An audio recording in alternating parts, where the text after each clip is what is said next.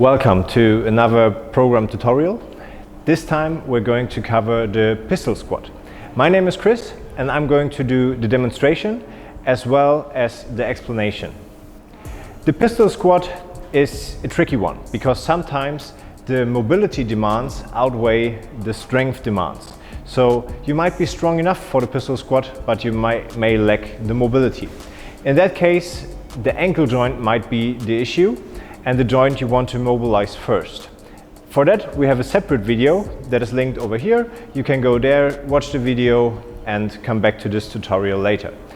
Now I'm going to give you a step-by-step progression to the pistol squat, and I'm also going to mention different mobility areas and exercises you can do to improve in those areas, and also some strength exercises. The exercise we're going to start with is a two-leg squat, like a basic air squat, but we want to make an intentional adjustment.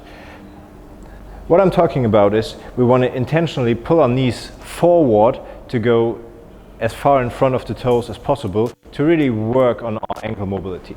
And there are also muscles on the front of your shin which you really want to engage to pull your knees forward.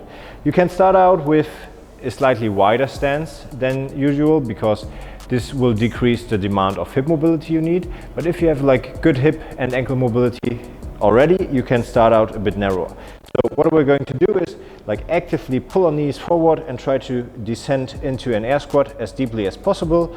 And we're also trying to add a pause every time for this progression, which just makes things a bit easier in the beginning and allows you to really feel the position and let your body adapt to the position, which is very important. When that works out well, you can bring in the feet narrower and narrower, maybe even to a point where your feet are touching and your heels and your big toes are together. Another thing is we always want to keep the knees together and we want to put our heels on the floor and keep them on the floor when we squat down. And as I said earlier, we always want to add a pause in the deepest position. Here you always try to go as deep as possible while pausing and then coming up. And very important side note for the pauses, we don't want to lose tension.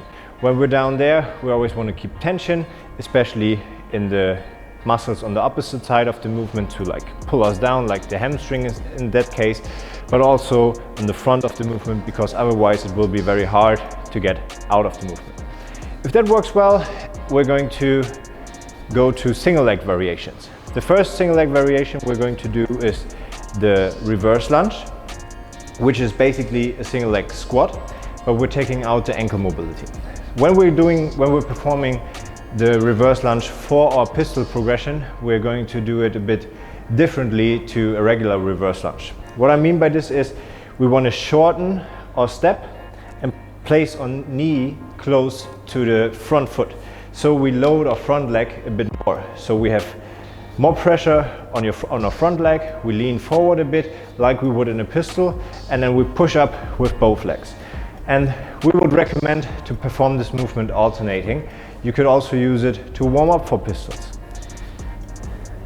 And the shorter you go with your step, the more knee flexion demand you have on your front leg, and the more similar it will be to a pistol.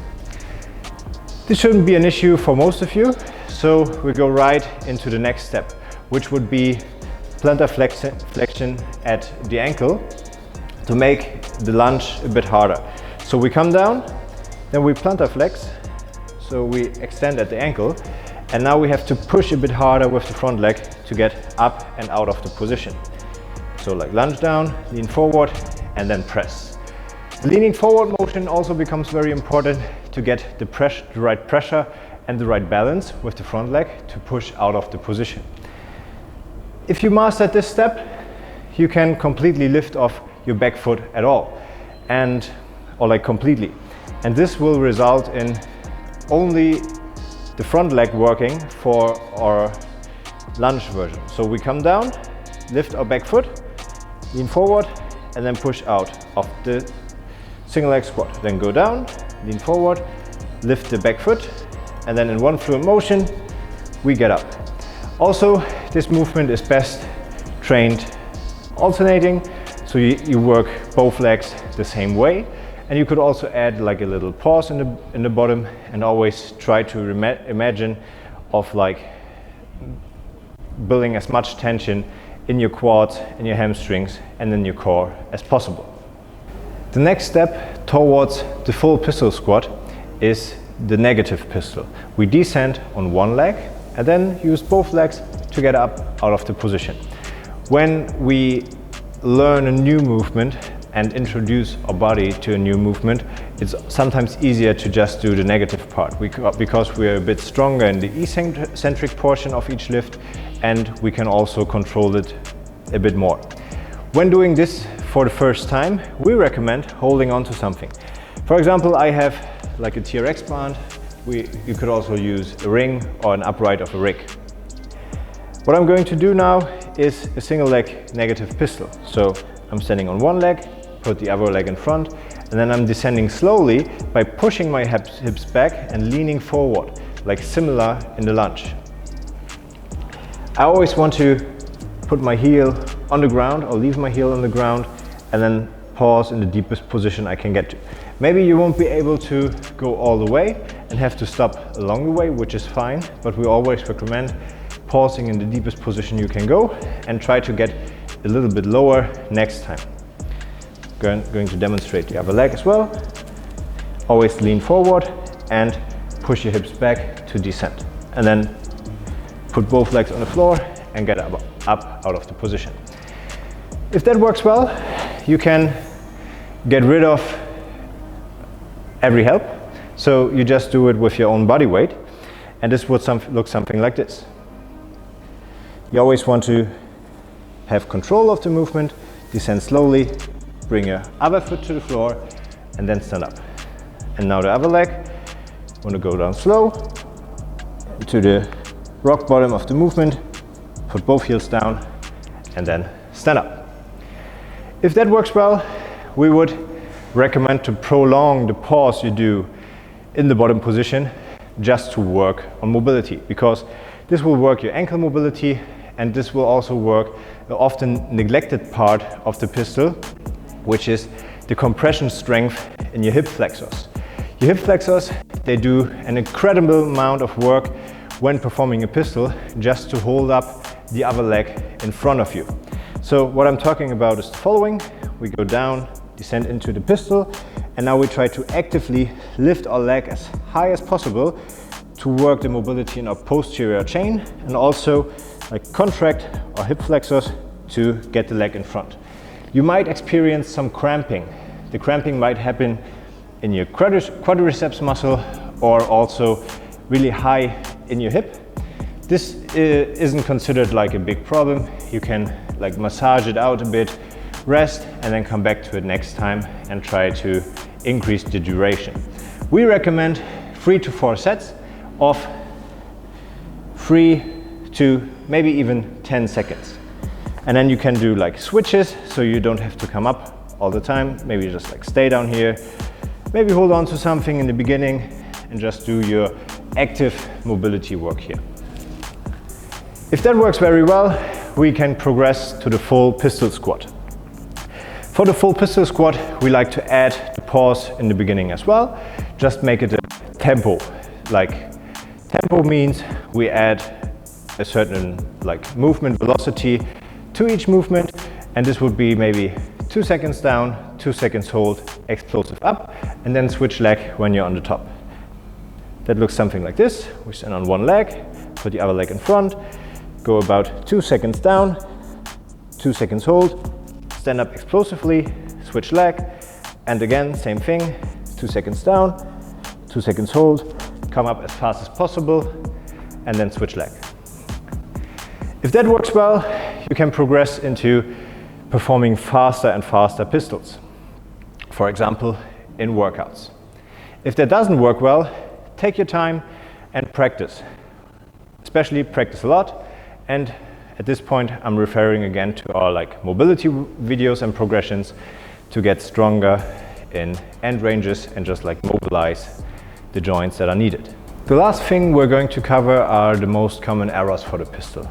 Something you've probably seen a lot with people who lack ankle mobility or also hip mobility is that the heel is lifting off of the floor or leaving the floor. To avoid it, you certainly have to work on your mobility, but you could also use a quick fix by putting something under your foot or like under your heel especially to avoid lifting your heel. This will increase mobility demand of the ankle and make it more comfortable descending into the rep. Your body will be more upright and it will be easier to get in and out of the rep. And what we recommend is using change plates. And the great thing about change plates is that they come in different weights. This is like a 1 kilo plate. You could also use a 2.5 kilo plate, which is a bit thicker. And you could also progress to a 0.5 kilo plate, which is a bit thinner. Or if you work in pounds, then use like pound plates. Another error we usually see with the pistol is the wrong setup. When you set up on one leg and try to descend into the pistol, you can't think of it like a front squat or like an upright squat you would do usually in CrossFit, because we have to lean over a bit more. Which means to get into the pistol, we stand on one leg, try to find balance, and then we push our hips back and lean forward to really load the hip correctly and remain our balance. Now we're like hunched over a bit more than we would have been in a front squat, and the back is actually a bit rounded. So we really need to get strong in this position, which isn't harmful at all if we practice with control and tension. The last error we're going to mention is inactive feet. When the feet are like flat and the arches are underdeveloped, the knees will cave in and you will lose tension at the bottom of the pistol, which makes it very hard to get out. To work on this, we recommend taking your shoes off and practicing barefoot. You basically do the same thing, but now you will recognize that the mobility demands and the balance demands are increased because you don't have the heel drop and you don't have the support of the shoe. So the movement remains the same. We come down, try to create a stable arch by like pushing our big toe down, and also descend slowly, pause, and push up strong out of the pistol. So that's it for now for our pistol progression. If you have any questions, write them down in the comments. We try to answer every question as quickly as possible, and we see you in the next video. Thanks for watching.